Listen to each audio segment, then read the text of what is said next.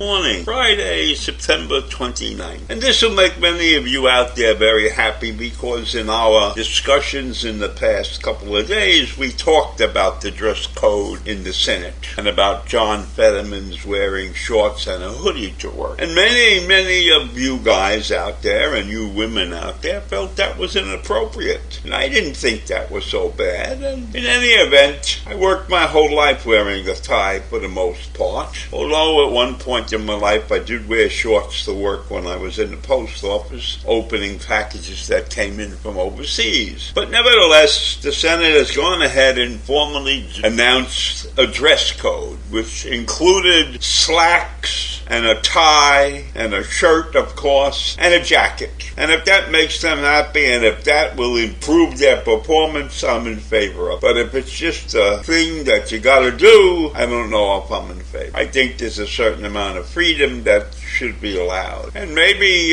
shorts was no good. Maybe they should have had more slacks, not dungarees. Chinos are acceptable. But nevertheless, the dress code has been passed. And I think I'll move on to another subject now. Wednesday night, I was interested in watching the second debate. I didn't really watch the first debate. And I went looking for it. It was on the Fox Business Channel. And I couldn't find the Fox Business Channel on my TV set anywhere. So I was forced to read about the debate. So the article opens up talking about President Trump and how he is still in the lead. And he hasn't appeared on the debate stage yet, but he's still in the lead by a huge margin. So tell me something. Why are they wasting time with these debates? If Donald Trump is the party's dominant front runner. My guess is that these 7 people believe that Trump will probably end up in jail or at the very least be prevented under the law from running for president. So they continued with this debate. And the 7 GOP contenders on Wednesday night's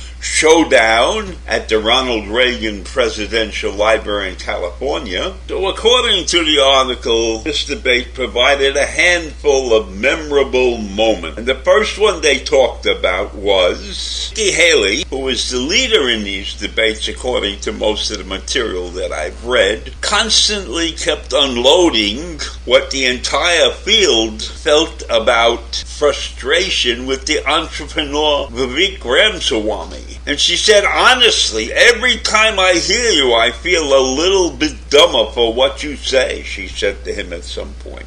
Now, Vivek is a Trumpite to the core, and he has no political savvy. He's just a rich guy, and young at that. So he, as far as the rest of them are concerned, is an outsider. He doesn't even belong on the stage as far as they're concerned. And she was taking him down constantly during the debate. Then 2 candidates, Ron DeSantis and Chris Christie, criticized Trump for being absent. And Ron DeSantis said he was missing in action. And the New Jersey governor, the former governor, Chris Christie, called the former president Donald Duck and said he hides behind his golf clubs rather than defending his record on stage. Now, these 2 men are far down in the list right now, although Christie has made some inroads, but DeSantis is fading like a dying flower in the garden. Then there were the pot shots that they took at President Biden. Senator Tim Scott said Biden, rather than North Dakota Governor Doug Burgum, said Biden was interfering with free market. Well, if that's the best they can do about talking about Biden, they're not getting anywhere with most of the people in this country. Based upon the performance of the 7 characters on the stage. Donald Trump's performance of not showing up at a debate is paying huge dividend because he doesn't have to appear with these people, and he has a large lead, and so he's playing it safe. He's running like he's an incumbent, and that's to his advantage. These people have nothing to say about his presidency except that he put the country in deeper debt. That hasn't made any headway with the Trump constituency. And he divided their party, he's claiming. They're not claiming he divided the country, but he divided their party. And Christie said he needs to be voted off the island. But none of these things made a dent in Trump's popularity. So while these guys are on the stage, achieving very little, Donald Trump was gaining. And that's not a good thing for them, not a good thing for the country. All in all, the debate was a sloppy event. Very sloppy event.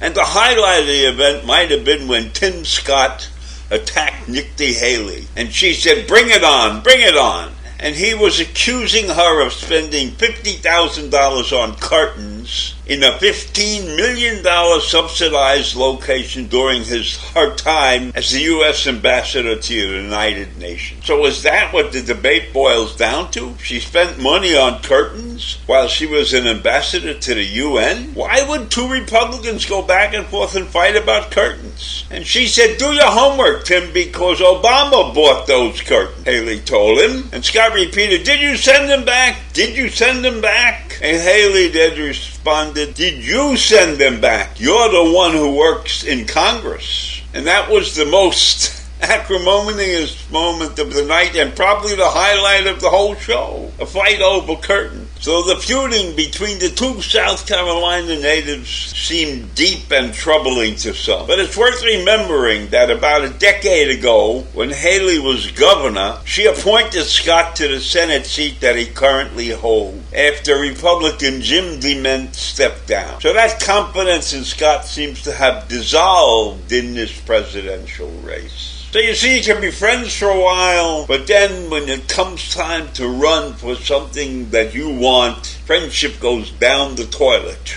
Right. And DeSantis did perform very well on the stage, so there's no point talking about him anymore. He's fading, and he doesn't know what to do about it, and probably what he'll do is ban more books or some stupid thing like that. So all in all, from what I got from this article, the debate wasn't even worth having. And the major TV networks must agree with me because they didn't show this crap. Why do we allow 7 inept people on the stage to try to become president? It's a disgrace. So I leave you with that this morning. Another mess for the country. No hope for the future of coming together. Compromise is not in the wind. Take care.